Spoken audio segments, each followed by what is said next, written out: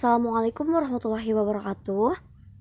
Pertama-tama, kami ucapkan terima kasih kepada Bapak Dr. Muhammad Zainal Abidin MAG selaku dosen pengampu mata kuliah Filsafat Ilmu yang telah memberikan kami kesempatan untuk melakukan presentasi pada hari ini. Presentasi kami pada hari ini dengan judul Asumsi Dasar Keilmuan Manusia yang beranggotakan Henry, Nur Ajijah, Rizky Fatimah, Siti Rahma Juliana, dan Ummul Aimah. Yang pertama ada rasionalisme.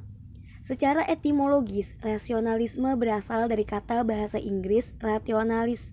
Kata ini berasal dari kata bahasa Latin ratio yang berarti akal.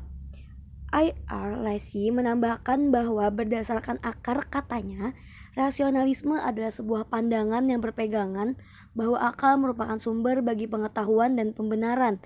Sementara itu, secara terminologis, aliran ini dipandang sebagai aliran yang berpegang pada prinsip bahwa akal harus diberi peranan utama dalam penjelasan. Untuk sejarah rasionalisme, sudah tua sekali pada zaman Thales pada tahun 624 sampai 546 sebelum Masehi telah menerapkan rasionalisme pada filsafatnya.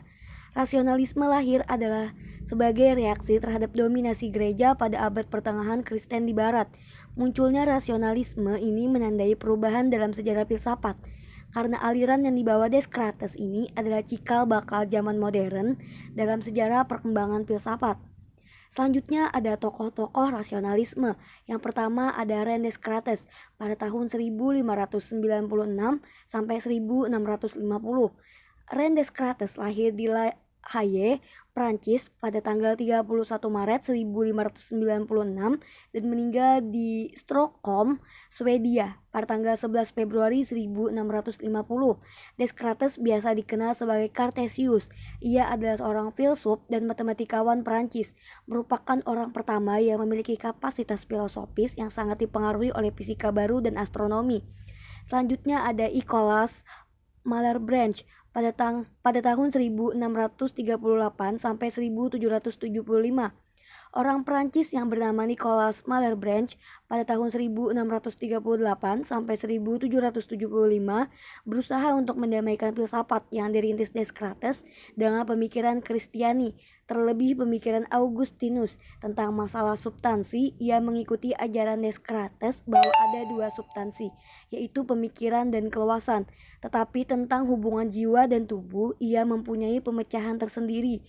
Pendirinya dalam bidang ini biasanya dinamakan okasionalisme atau occasion yang berarti kesempatan.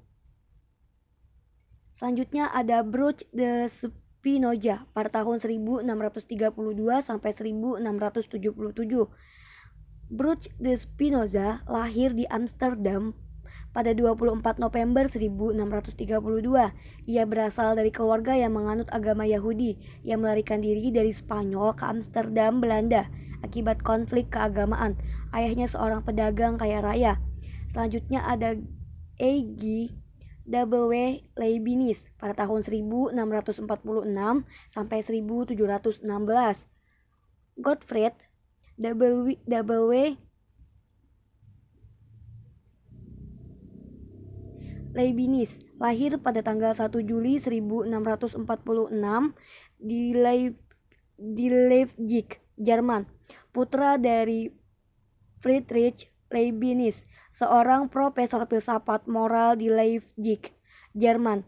Friedrich Leibniz berkompeten di bidangnya walaupun pendidikannya tidak tinggi.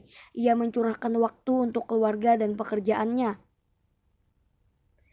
Selanjutnya ada Christian Wolff pada tahun 1679 sampai 1754. Christian Wolff adalah seorang filsuf Jerman yang berpengaruh besar dalam gerakan rasionalisme sekular di Jerman pada awal abad ke-18. Wolff adalah filsuf yang paling terkenal pada masa pencerahan Jerman. Ia menjadi guru besar matematika di Halle, menyebarluaskan ide-ide Leibniz. Wolff tidak mempunyai pokok-pokok ajarannya sendiri. Selanjutnya ada ciri-ciri rasionalisme. A. Kepercayaan terhadap kekuatan akal budi. B. Penolakan terhadap tradisi, dogma, dan otoritas. Penolakan tersebut mempunyai dampak pada segala bidang pengetahuan dan juga kehidupan masyarakat. C. Rasionalisme mengembangkan metode baru bagi ilmu pengetahuan yang jelas menunjukkan ciri-ciri kemodernan. D. Sekularisasi. Selanjutnya ada empirisme. Pengertian empirisme secara harfiah, istilah empirisme berasal dari kata Yunani, emperia, yang berarti pengalaman. Aliran ini muncul di Inggris yang pada awalnya dipelopori oleh Francis Bacon pada tahun 1561 sampai 1626.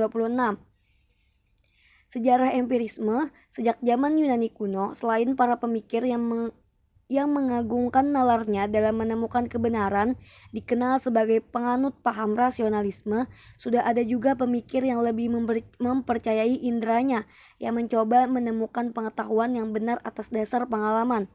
Selanjutnya ada ciri-ciri empirisme.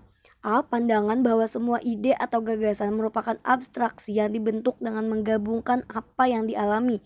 Pengalaman indrawi adalah satu-satunya sumber pengetahuan dan bukan akal atau rasio. C. Semua yang kita ketahui pada akhirnya bergantung pada data indrawi.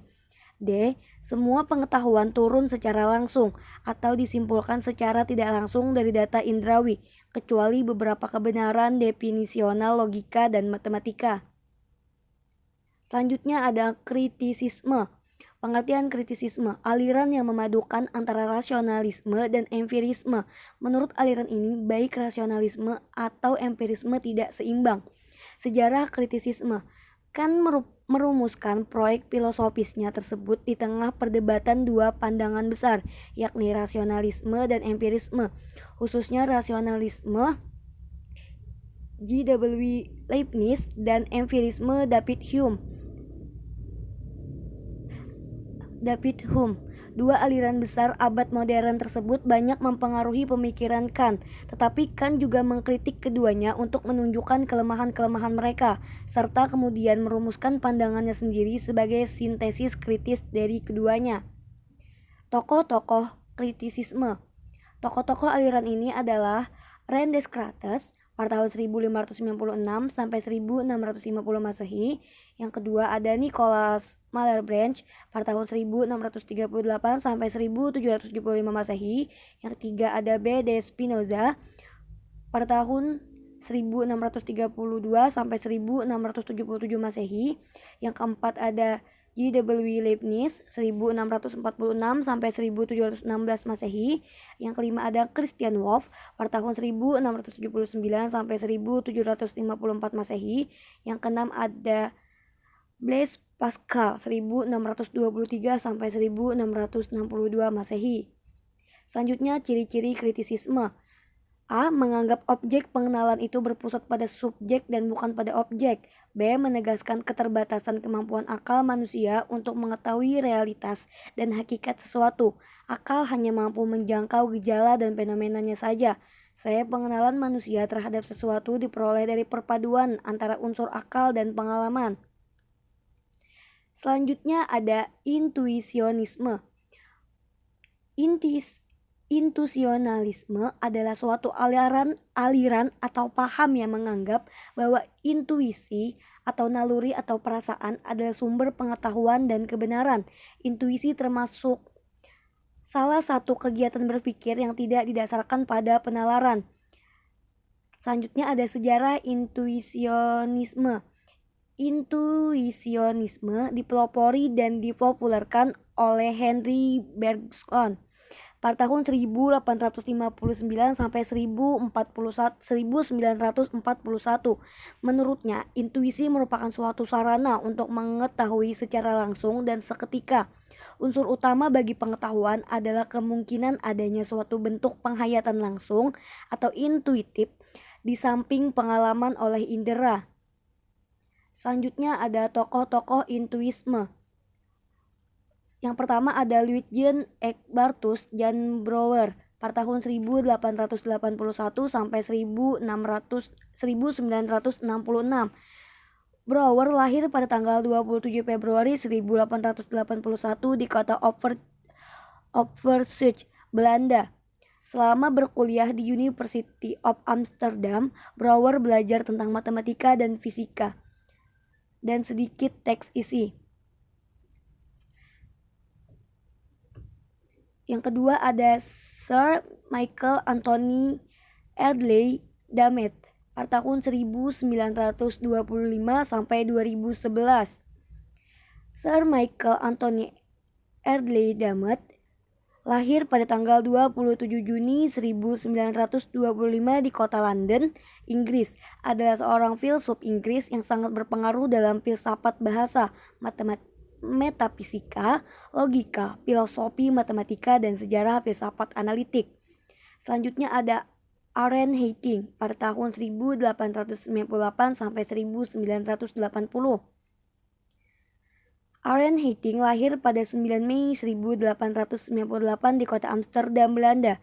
Aaron Hayting adalah murid Brouwer yang berpengaruh besar terhadap perkembangan intuisionisme filsafat matematika. Selanjutnya ada ciri-ciri intuisionisme.